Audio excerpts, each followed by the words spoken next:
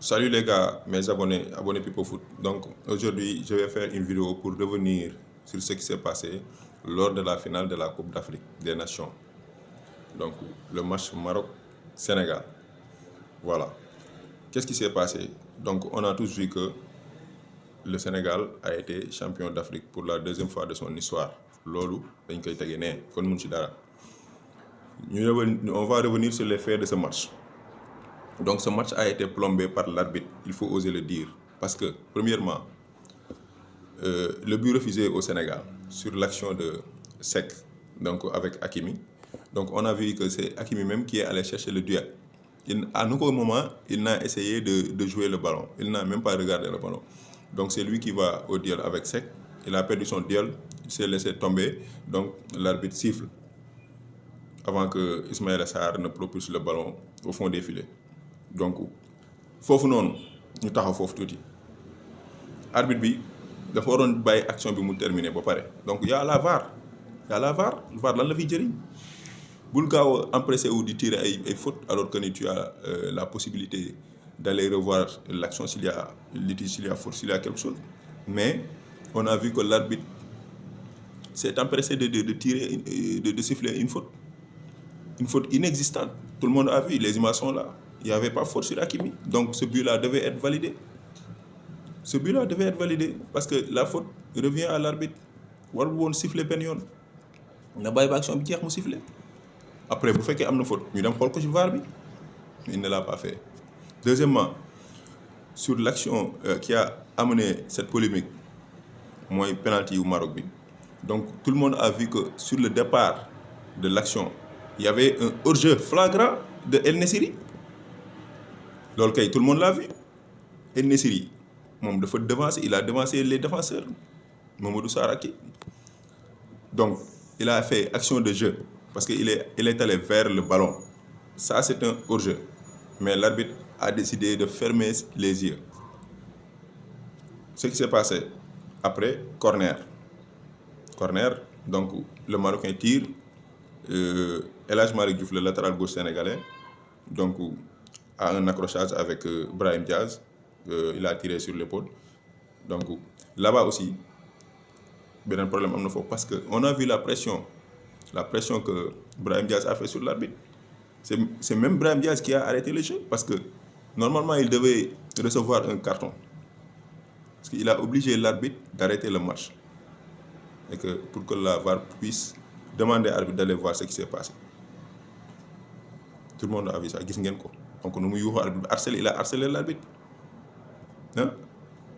Moo waral tey VAR bi wax arbitre dama nga xool temps d'arrêt boobu yooyu te Brahim Diaz jox ko carton. Loolu c'est pas normal du tout. Donc arbitre bi attention parce que c'est pas la première fois match Maroc il y a des problèmes d'arbitrage. C'était pas la première fois. On a vu tous les matchs du Maroc, il y avait des erreurs d'arbitrage en faveur du Maroc. L'arbitre était congolais. Le président de la commission des arbitres de la CAF, c'est un Congolais. On a entendu sa sortie récente. Le premier vice-président, le secrétaire général même de la CAF, c'est un Congolais, République démocratique du Congo. Foofu nag, je vous laisse après faire votre analyse. Donc revenons sur le match. Donc quand il y a cette injustice, moi j'appelle ça une injustice. Les Sénégalais ont catégoriquement refusé de continuer le match. Il y avait aussi les supporters sénégalais qui protestaient là-bas au niveau des tribunes. Ils voulaient descendre sur le terrain. Mais face à cette insécurité, Pape Thiaw a demandé à ses joueurs de quitter le terrain.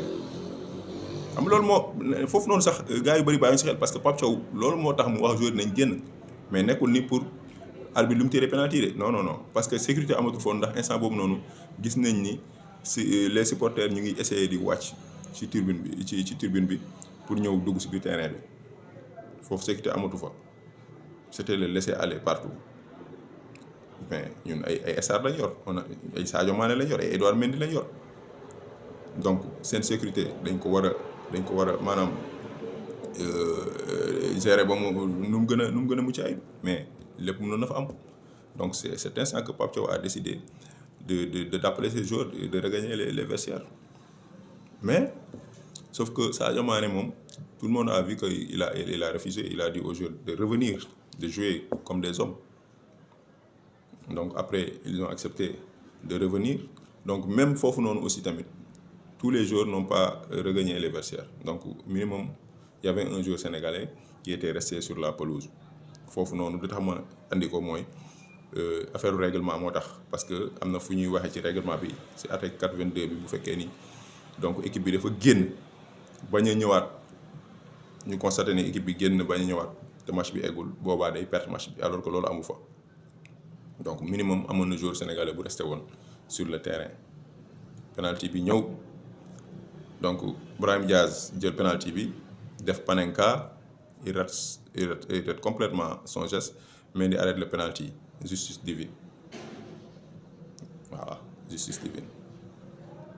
Donc li ci topp ñëpp gis nañ ko donc prolongation lañ tam à la 94e minute Pape Alassane Gueye lakk caaxi mais d'une frappe surpuissante boo xamante ni ki ñu wax le meilleur gardien de la CAN Yacine Bounou ne pouvait rien faire, il ne pouvait que constater les dégâts parce que le tir de Pape Thiaw est allé nettoyer les lucarnes de Yacine Bounou, tir imparable. Donc Sénégal géré, après le match se termine sur ce score 1-0. Donc Sénégal deuxième fois champion d'Afrique loolu kenn mënu ko dindi, dañ koy tege ne deuxième étoile sur le maillot. Voilà léegi nag ñu ñëw ci deuxième partie bi.